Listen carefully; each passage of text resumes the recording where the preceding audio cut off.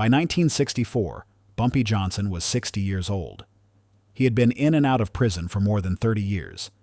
He had survived gang wars, betrayals, police raids, and assassination attempts. He had fought his way to the top of Harlem's underworld and held that position longer than most men survived in that world at all. But by 1964, something had changed. Bumpy was tired. His body was worn down from decades of violence and prison time. His network was still powerful, but younger criminals were rising up, questioning his authority, testing his limits. The Harlem he had controlled in the 1940s and 50s was not the same place anymore. And yet, through all of it, Bumpy Johnson had maintained something most criminals never managed. He had maintained control, not just over his territory, but over himself. People who knew him understood this. Bumpy did not lose his temper. He did not act on impulse. He did not make decisions based on emotion. That discipline, that restraint, was part of what had kept him alive and in power for so long. But in 1964, something happened that broke that control. A racial insult was thrown at him in public. It was not the first time Bumpy Johnson had been called a racist slur. He had heard those words his entire life. He had heard them from police officers who arrested him, from prison guards who locked him up, from white business owners who refused to serve him. But this time was different. This time, the insult came in front of witnesses. It came in a space where Bumpy was supposed to be respected. It came from someone who should have known better. And this time, Bumpy Johnson did not walk away. What happened next shocked people who had known Bumpy for decades. It shocked his associates. It shocked law enforcement. It even shocked some of the people who hated him, because the man who had built his reputation on control and strategy did something that was neither controlled nor strategic.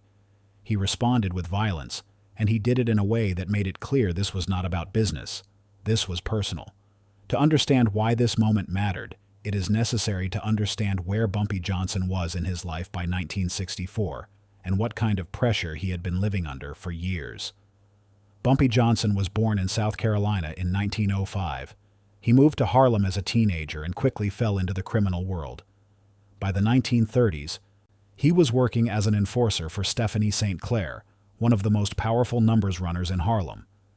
By the 1940s, he was running his own operations, controlling gambling, extortion, and protection rackets across the neighborhood. But Bumpy was never just a gangster. He was also a strategist. He understood power. He understood respect. And he understood that in a world where black men were treated as less than human by the legal system, survival required discipline. Bumpy had rules. He did not tolerate disrespect toward women. He did not allow drugs to be sold to children. He did not allow violence to spill out into the streets where innocent people could get hurt. These rules were not about morality. They were about control. They were about making sure that his operations ran smoothly and that he did not give law enforcement an easy excuse to shut him down. By the 1960s, Bumpy had been in and out of prison multiple times. He had served time in Sing Sing, in Alcatraz, in Attica. Every time he got out, he rebuilt his network. Every time the law came after him, he adapted.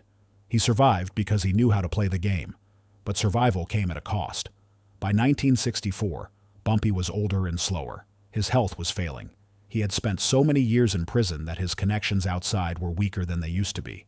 Younger criminals were rising up, challenging his authority, trying to take over his territory. The Italian mob, which had been working with Bumpy for years, was starting to see him as less useful. The police were watching him constantly, waiting for him to make a mistake. And on top of all of that, Harlem itself was changing. The civil rights movement was gaining momentum. Black people across the country were demanding equality, demanding respect, demanding the right to be treated as human beings. In Harlem, that energy was electric. People were angry. They were tired of being treated like second-class citizens.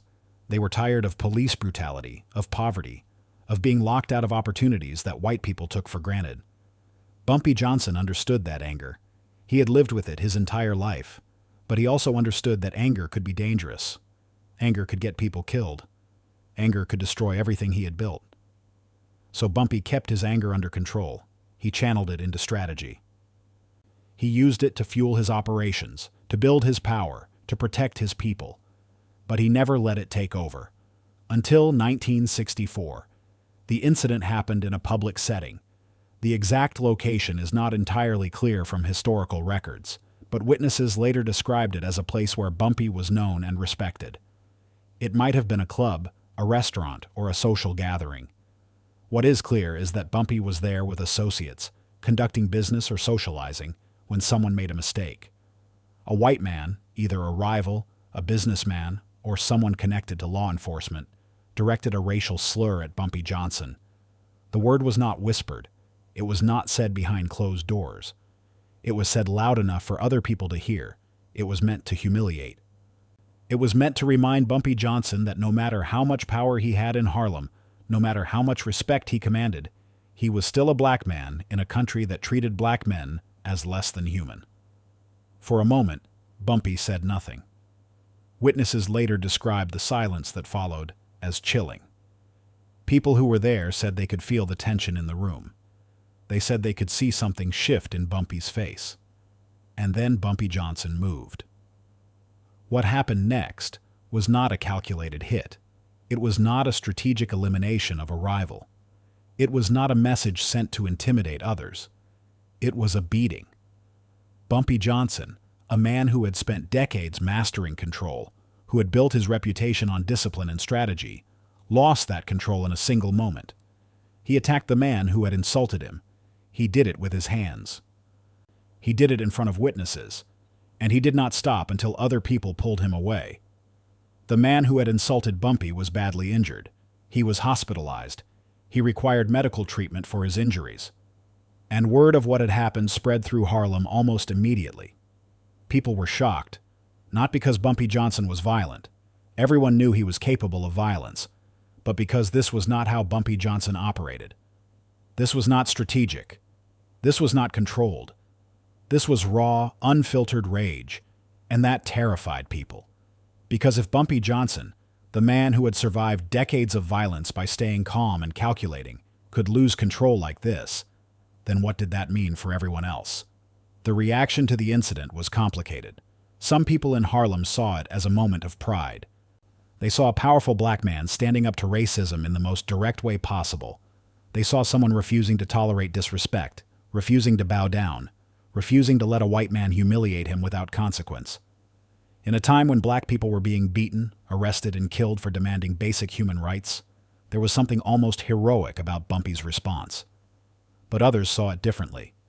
Some of Bumpy's associates were worried. They knew that losing control was dangerous. They knew that acting on emotion rather than strategy could get people killed.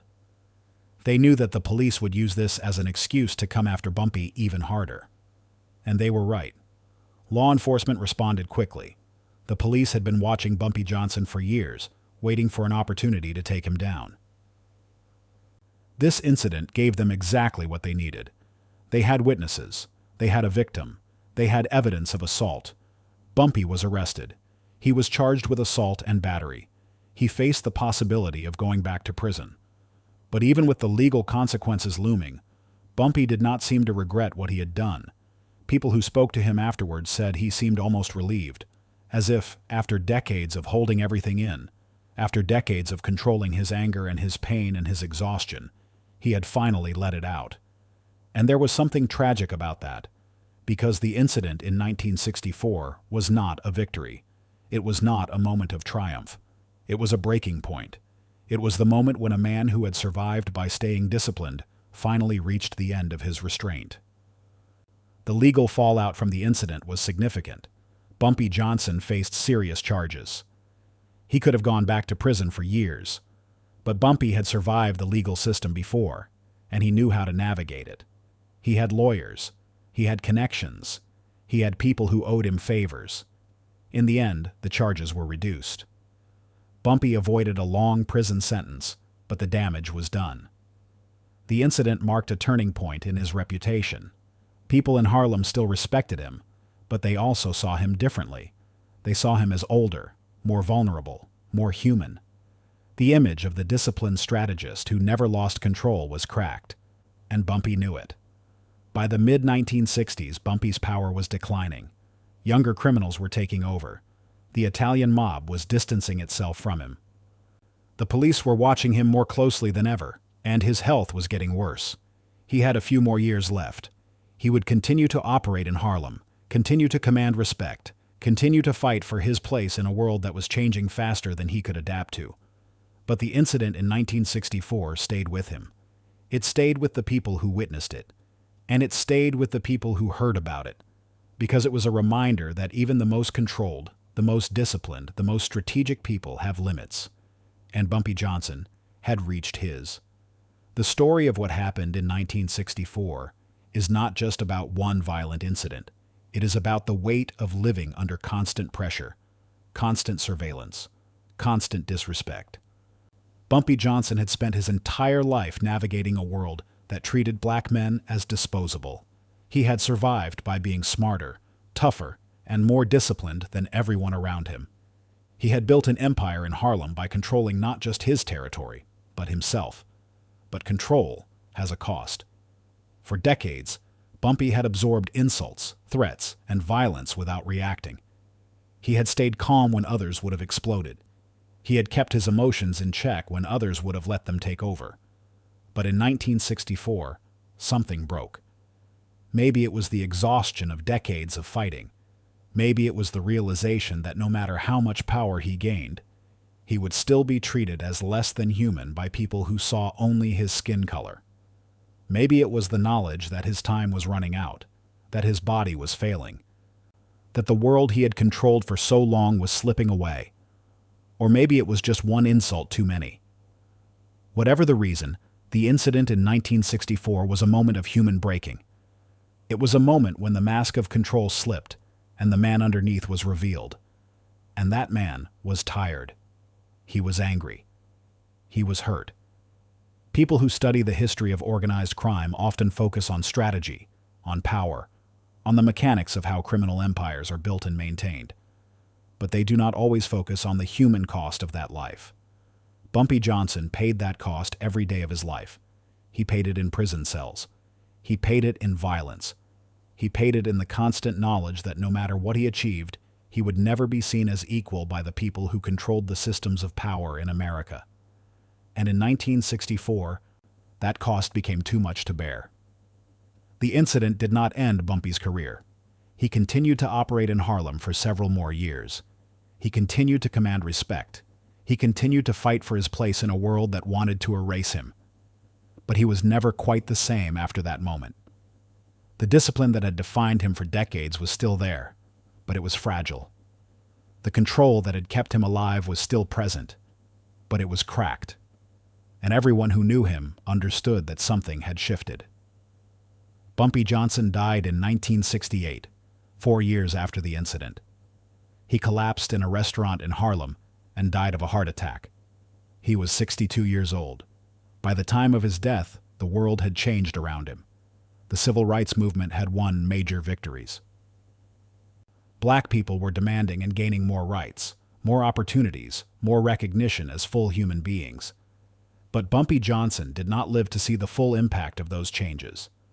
He spent his final years in a world that was still deeply racist, still deeply unjust, still deeply hostile to black men who refused to bow down. And the incident in 1964 was a reflection of that reality. It was a moment when a man who had spent his entire life fighting for respect finally snapped under the weight of that fight. It was a moment when the anger and pain and exhaustion that Bumpy had been carrying for decades came spilling out in a single, violent act. And it was a moment that reminded everyone watching that even the strongest people have limits. The story of what happened in 1964 is not a story about heroism. It is not a story about triumph. It is a story about human limits, about the cost of survival, and about what happens when a man who has spent his entire life controlling his rage finally lets it go. Bumpy Johnson was a criminal. He hurt people. He broke the law. He built his power on violence and fear. But he was also a human being who lived in a world that treated him as less than human every single day of his life. And in 1964, that world pushed him too far. The incident shocked Harlem because it revealed something that people did not often see. It revealed the man behind the reputation. It revealed the exhaustion behind the control.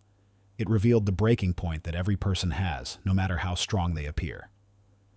And it reminded everyone that the fight for respect, the fight for dignity, the fight to be seen as fully human, takes a toll on even the most powerful people.